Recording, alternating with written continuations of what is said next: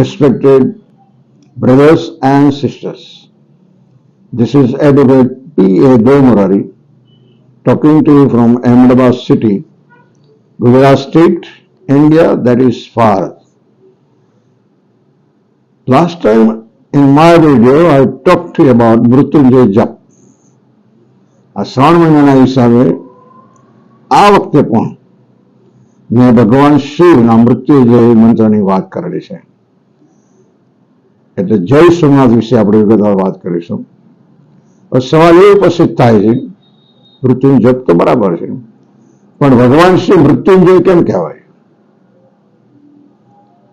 કારણ કે સમુદ્ર મંથનમાંથી પ્રાપ્ત થયેલા હલાહળ વિષપાનની લીલા કરીને ભગવાન શંકરે જગતના તમામ જીવ, પ્રાણી, માનવો, દેવો અને અસુરોને જીવનદાન આપીને તેઓએ પોતાના મૃત્યુંજય સ્વરૂપના સાક્ષાત દર્શન કરાવ્યા છે.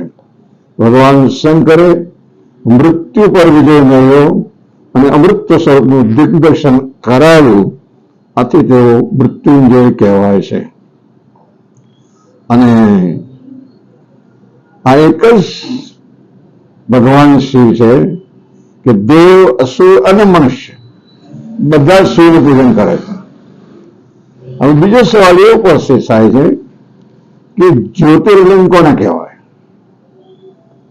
જવાબ છે, જે સ્થળે શ્રી શંકર સ્વયં પ્રગટ થયા હોય અને તે સ્થાને સનાતન નિવાસ કર્યો હોય તેવા લિંગને જ્યોતિર્લિંગ કહેવામાં આવે છે. શિવ પુરાણમાં એવું કહેવાય છે કે સર્વ પ્રાણીઓના કલ્યાણ માટે ભગવાન શંકર તીર્થોમાં લિંગ સ્વરૂપે વસેલા છે, રહેલા છે. જે પૂર્ણ સ્થાનોને ભક્ત કરીને તેમની પૂજા અર્ચના કરી તે સ્થાનોમાં ભગવાન શંકર પ્રગટ થયા અને જ્યોતિર્લિંગ સ્વરૂપે તેઓ સનાતન કાળ માટે ત્યાં જ રહ્યા છે. આમ જોઈએ તો આવા ઘણા બધા લિંગો છે, પરંતુ તેમાંના 12 જ્યોતિર્લિંગ સર્વશ્રેષ્ઠ છે. આ 12 જ્યોતિર્લિંગોનું ઘણું મહાત્મ્ય છે. જે કોઈ ભક્ત ભાવના અને શ્રદ્ધાથી નિત્ય વહેલી પરોઢે ઉઠીને આ 12 જ્યોતિર્લિંગના નામોનો પાઠ કરે તો તેની 7 પેઢીના પાપનું નિવારણ થાય છે. જેવી ટેક રાખીને કે જેવી ઈચ્છા રાખીને જે કોઈ પાઠ કરે તો તેવી તેની સર્વકામના પૂર્ણ થાય છે. એમાં કોઈ સંશય રાખવાની જરૂર નથી. આ 12 જ્યોતિર્લિંગનું દર્શન પણ કરવામાં આવે તો તેનાથી પણ આવા પાપો નાશ પામે છે.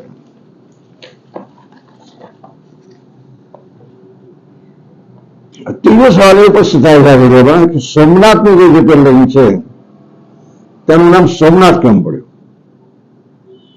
જવાબ છે, ચંદ્ર અને તેની પત્ની રોહિણીએ પ્રભાસ ક્ષેત્રમાં જઈ મહામૃત્યુંજય મંત્રથી તપ કરેલો. લગભગ 6 માસ સુધી થતા આ મંત્રનું પઠન 1 કરોડ વખત થતા શિવજી પ્રસન્ન થયા. 6 મહિનામાં એમને 1 કરોડ મહામૃત્યુંજય જપ કરેલો. પછી શ્રી ભગવાન એમને પ્રસન્ન થયેલા. ચંદ્ર અને રોહિણીએ જે શિવલિંગની પ્રતિષ્ઠા કરેલી, આરાધના કરેલી, તપ કરેલું તે જ્યોતિર્લિંગ બની ગયું અને ચંદ્ર અર્થાત સોમ, ચંદ્રનું બીજું નામ સોમ, તેનું સ્થાપન કરેલું હોવાથી તે સોમનાથ કહેવાય. આ કોઈ વ્યક્તિ પણ નામ નથી. આ સોમનાથનું જ્યોતિર્લિંગ કાઠિયાવાડ સૌરાષ્ટ્રના દક્ષિણમાં સમુદ્ર કાંઠે આવેલું છે. કે જ્યાં આવેલું છે તે સ્થળ પ્રભાસ પાટણ કે દેવ પાટણ તરીકે પ્રખ્યાત છે. એટલે કેટલીક વખત તેને સોમનાથ પાટણ પણ કહેવામાં આવે છે. વેરાવળ રેલવે સ્ટેશન સોમનાથનું મંદિર લગભગ 3 કિલોમીટર દૂર છે. એટલે સોમનાથ મંદિર બધા લૂંટે છે કેમ લૂંટ્યું? એની જાહોજલાલ શું હતી? તો સોમનાથ મંદિરની જાહોજલાલ વિશે કહું છું. મોહમ્મદ ગિજરે ઈસવીસન 1204માં સોમનાથ લૂંટ્યું. તે પહેલા મંદિરની હસ્તક પોતાની માલિકીની 2000 ગામ હતા. પોતાની માલિકીના 2000 ગામ હતા. રજવાડું થયું. આ ગામોની આવક મંદિરે મળતી. મંદિરમાં સ્તુતિ, જ્ઞાન, પ્રાર્થનાઓ આખો દિવસ ચાલતા. 500 થી વધુ નૃત્યજ્ઞાઓ પ્રભુ સમક્ષ કળાઓ કરતી. ઈસવીસન 1465માં ઇન્દોરના રાણી આપણે મધ્યપ્રદેશમાં આવ્યું. ઇન્દોરના મહારાણી અહિલ્યાબાઈએ આ મંદિરને ફરી બંધાવ્યું. ત્યારે સભામંડળનું નિર્માણ કરાવ્યું અને ભોયરામાં શિવલિંગ સ્થાપ્યું હતું. ભોયરામાં 16 થાંભલા હતા. આ સ્થાને લોકો આવતા અને બાબરી ઉતરાવતા હતા. મંદિરમાં જે ઘંટ હતા તે સોનાના હતા. શિવલિંગ પણ ઝવેરાતથી ભરેલું હતું.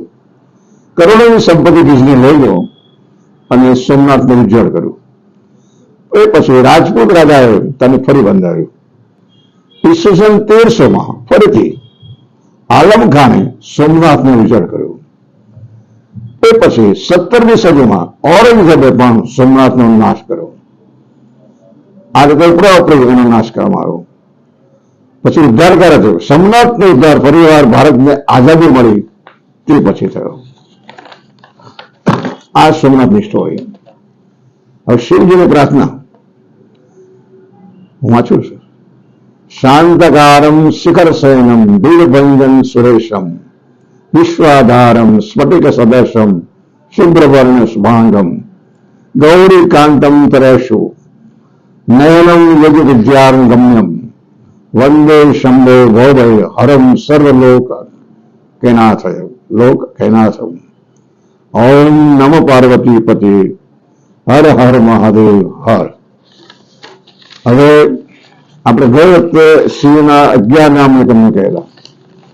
આજે હું તમને શિવ અષ્ટોત્તર નામાવલી એટલે 108 નામ તમને હું જણાવું છું. શરૂ કરું છું 108 સુધી. ઓમ શિવાય નમઃ. ઓમ શંકરાય નમઃ. ઓમ શંભવે નમઃ. ઓમ વિદાય નમઃ. ઓમ મસ્કરાય નમઃ. ઓમ સર્મદાય નમઃ. ઓમ હરાય નમઃ. ઓમ કરુણામૂર્તય નમઃ.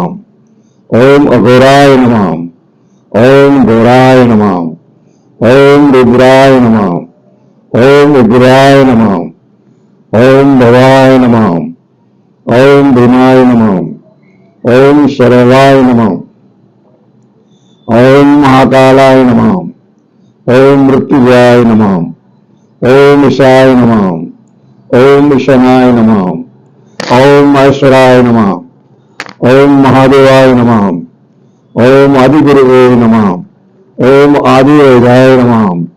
ઓમ બ્રહ્મસ્વરૂપાય નમઃ. ઓમ અવધૂતાય નમઃ.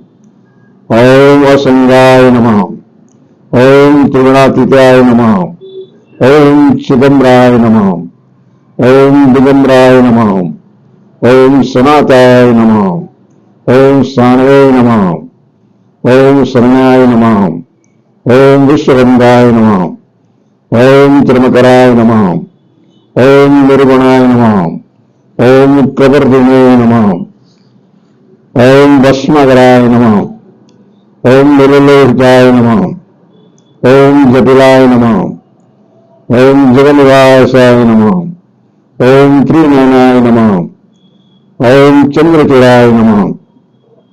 આજે આપણા ચીફ જસ્ટિસ છે સુપ્રીમ કોર્ટના અટક છે ચંદ્રચૂડાય. એનું નામ ચંદ્રચૂડાય છે. એમના પિતાજી પણ સુપ્રીમ કોર્ટના ચીફ જસ્ટિસ હતા અને એમનો દીકરો લહાજ જે છે એ પણ સુપ્રીમ કોર્ટના ચીફ જસ્ટિસ છે. કેવી શ્રી ભગવાનની એમના ઉપર કૃપા કહેવાય. ઓમ ચંદ્રમૌલાય નમઃ. ઓમ શશિશેખરાય નમઃ. ઓમ ચંદ્રશેખરાય નમઃ. ઓમ પિનાકને નમઃ. ઓમ શૂલપાણે નમઃ. ઓમ નીલકંઠાય નમઃ. ઓમ શુદ્ધકંઠાય નમઃ. ઓમ ગંગાધરાય નમઃ. ઓમ કપિલાને નમઃ. ઓમ શ્યામ સદાશિવાય નમઃ. ઓમ પાર્વતીપતયે નમઃ. ઓમ ઉમાનાથાય નમઃ. ઓમ નંદિસાય નમઃ. ઓમ પ્રમથનાથાય નમઃ. ઓમ વૃષભવાનાય નમઃ. ઓમ કૈલાસપતયે નમઃ. ઓમ ગિરિશાય નમઃ. ઓમ ગિરગટ્ટે નમઃ. ઓમ વાસુકીહારાય નમઃ. ઓમ નટરાજાય નમઃ. ઓમ પશુપતયે નમઃ. ઓમ વિશાપતયે નમઃ. ઓમ ત્રિપુરાય નમઃ. ઓમ ભૂતનાથાય નમઃ. ઓમ જગતપતે નમઃ. ઓમ મુરંદ્વે નમઃ. ઓમ નિષ્કલાય નમઃ. ओम वेदसाराय नमः। ओम वेदस्वरूपाय नमः। ओम यज्ञमूर्ते नमः। ओम यज्ञसाय नमः। ओम युगमूर्ते नमः। ओम ओंकार स्वरूपाय नमः। ओम आशुतोषाय नमः। ओम ओनर दारिणे नमः। ओम धर्माध्यक्षाय नमः। ओम वृषभजाय नमः। ओम पंचमुखाय नमः। ओम सदजाताय नमः। ओम वामदेवाय नमः। ओम अष्टमूर्ते नमः। ओम कामरीपुरे नमः। ओम विजयनाथकाय नमः। ओम विष्णुप्रियाय नमः। ओम दिनबंधवे नमः। ओम निरंजनाय नमः। ओम ज्ञान स्वरूपाय नमः। ओम नीलग्रीवाय नमः। ओम काशीपते नमः। ओम मणि कर्णकेशाय नमः। ओम वचिन्द्राय नमः। ओम सच्चिदानंदाय नमः। ओम कल्याण कल्पगुरुवाय नमः। ओम ज्योतिर्लिंगाय नमः। ओम रामेश्वराय नमः। ओम सोमनाथाय नमः। ओम विश्वनाथाय नमः। ओम वैद्यनाथाय नमः। ओम नागनाथाय नमः। ओम भृगनाथाय नमः। ओम त्र्यंबकेश्वराय नमः। ओम ओंकारेश्वराय नमः। ओम केदारनाथाय नमः। ओम महाकालेश्वराय नमः। ओम मल्लिकार्जुनाथ नमः। ओम कृष्णेश्वराय नमः। આ ટોટલ 108 નામ છે. આનાથી આગળ સ્વસ્થ નામ પણ છે, એ અત્યારે શક્ય નથી. ભવિષ્યમાં બીજા વિડીયોમાં આગળ પર જોઈશું. આશા રાખું છું કે આ વિડીયોમાં આપને કંઈક નવું જાણવાનું મળ્યું હશે.